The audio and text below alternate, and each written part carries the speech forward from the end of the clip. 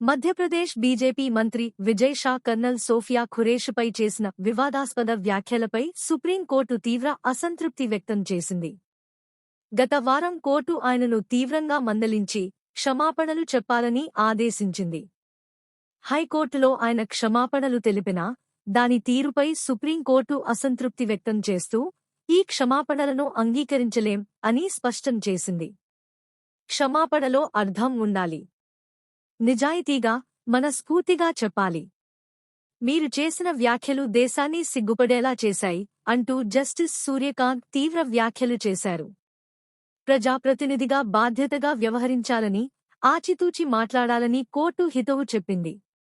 కాగా, పాకిస్తాన్పై భారత సాయుధ దళాలు చేపట్టిన ఆపరేషన్ సింధూర్కు సంబంధించి విలేకరుల సమావేశాల్లో రక్షణ కార్యదర్శి విక్రమ్ మిస్రీ, వింగ్ కమాండర్ వ్యోమికా సింగ్తో కలిసి కర్నల్ సోఫియా ఖురేషి పాల్గొన్నారు.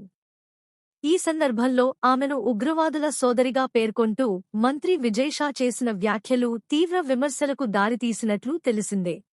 ఈ వ్యాఖ్యలపై హైకోర్టు సుమోటోగా విచారణ చేపట్టి ఎఫ్ఐఆర్ నమోదు చేయాలని ఆదేశించడంతో ఆయన సుప్రీంకోర్టును ఆశ్రయించారు.